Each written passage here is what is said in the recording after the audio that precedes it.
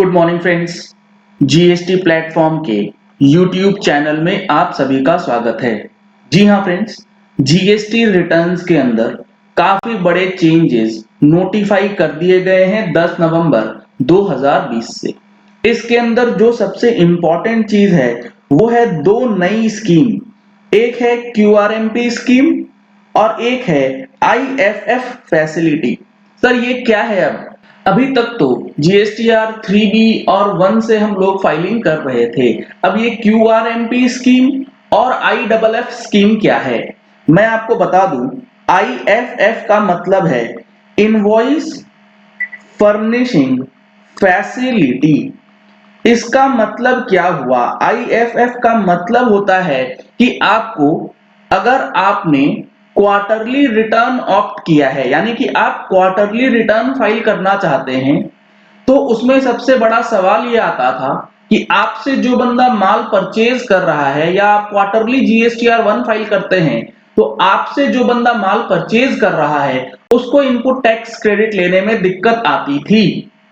अब उस चीज को ओवरकम करने के लिए एक नई फैसिलिटी, इनवॉइस फर्निशिंग फैसिलिटी का ऑप्शन दिया जाएगा। इसके अंदर क्या होगा?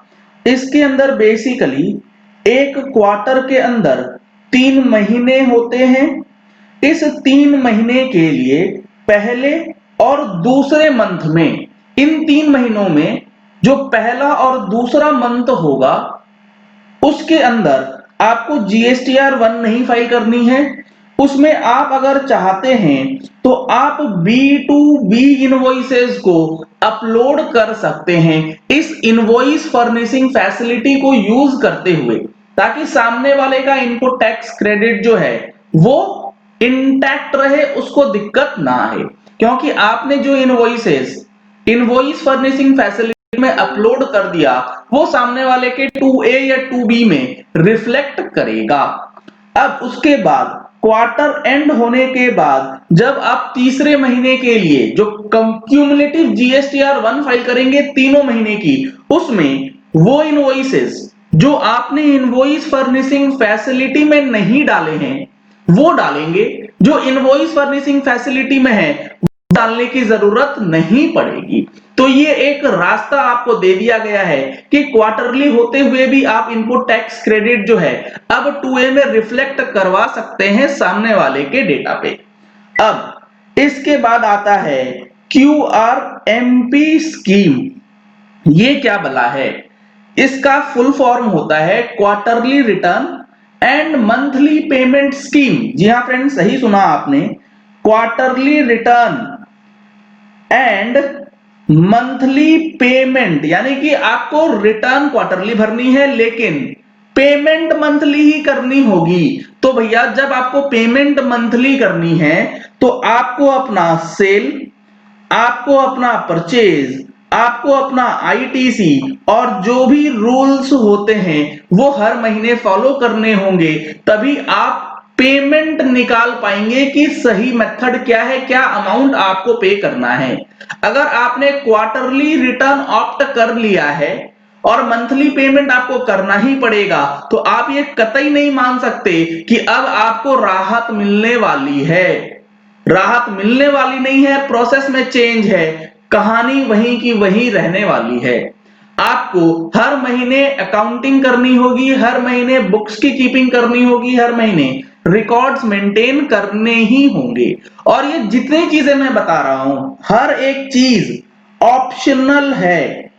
ये आप चाहे तो इन चीजों को ऑप्ट कर सकते हैं, अदरवाइज आप इन झंझटों से अगर बचना चाहते हैं तो आप जैसे अभी करते हैं सिमिलर पैटर्न पे आप काम कर पाएंगे, उसमें कोई भी परेशानी आपको नहीं दी जाएगी।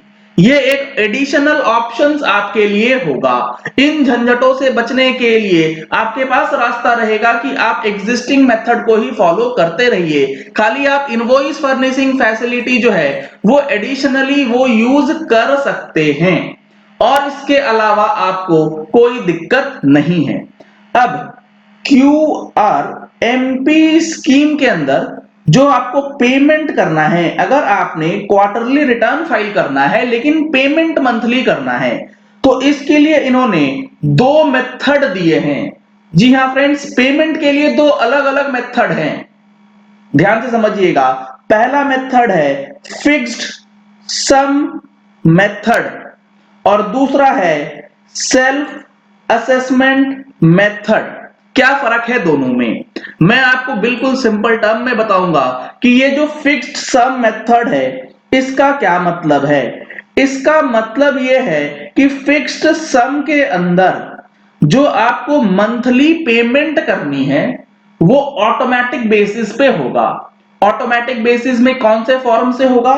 फॉर्म है PMT 06।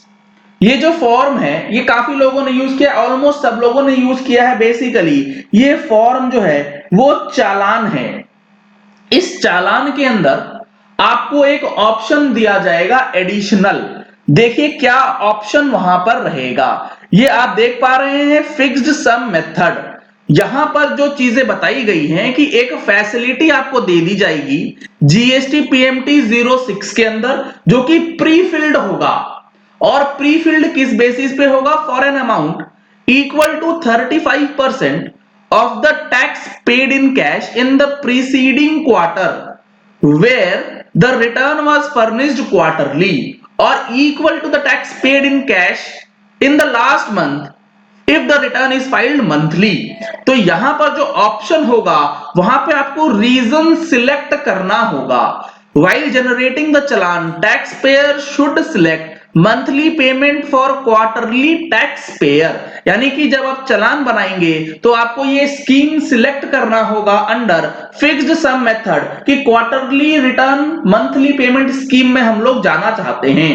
और ये जो प्री फिल होगा ये होगा 35% of previous quarter return. Sir समझ ही नहीं आ रहा है क्या हो रहा है, आपको मैं बता दूं ये जो चालान है ये होगा on the basis of previous return. Let suppose आपने जनवरी से लेके मार्च 21 के लिए क्वार्टरली रिटर्न ऑप्ट कर लिया है और अक्टूबर, नवंबर और दिसंबर महीने की रिटर्न आपने क्वार्टरली फाइल करी है।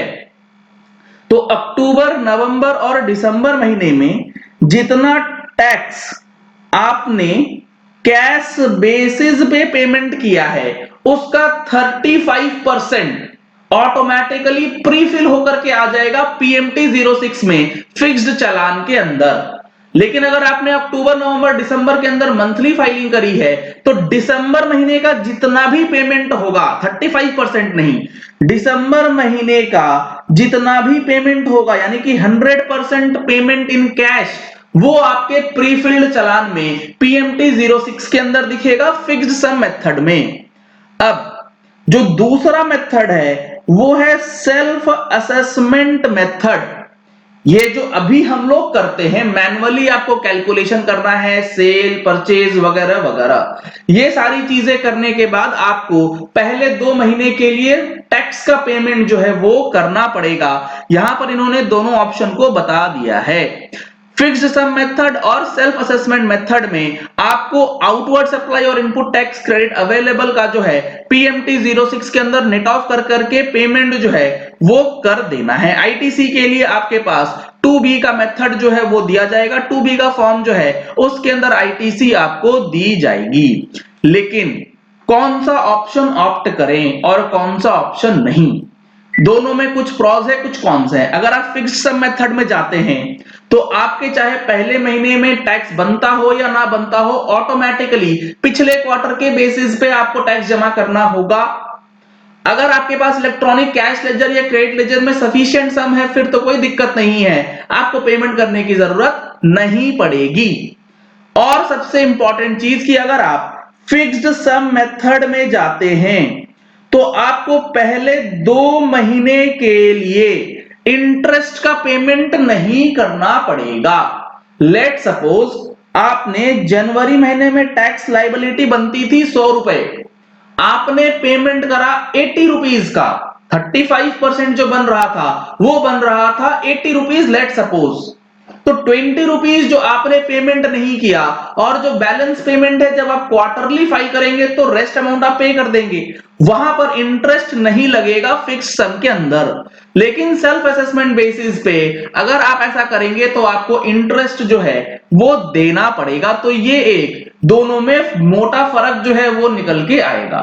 साथ ही साथ ये पेमेंट करने की जो डेट होगी पहले 2 महीने के लिए वो होगी 25 ऑफ द सक्सीडिंग मंथ, यानी कि जनवरी का आपको पेमेंट कर देना है 25 फरवरी 2020 तक। तो ये आपको मैंने एक समरी वे में बताया है, जो चीजें आ रही हैं एक वीडियो में सारी चीजें बताने से आप कंफ्यूज कर जाएंगे। आज मैंने आपको दोनों स्कीम के बारे में बता दिया है, कैसे पेमेंट करना है और क्या फैसिलिटी आपको प्रोवाइड करी गई है। ये सारी चीजें हम लोग अपनी आने वाली अगली टैक्स मैगजीन्स के अंदर दिसंबर की जनवरी में कवर करने वाले हैं। तो अगर आपने अभी तक इसे सब्सक्राइब नहीं कराया है तो जल्द से जल्द सब्सक्राइब करा लीजिएगा। अभी डिस्काउंटेड प्राइसेस पे आपको मिल जाएंगी। डिस्काउंट खत्म होने के बाद काफी लोग कहते हैं कि डिस्काउंट नहीं मिल रहा है, कैसे ले। अभी डिस्काउंट चल रहा है तो आप आज के आज इसकी बुकिंग जो है वो करा सकते हैं।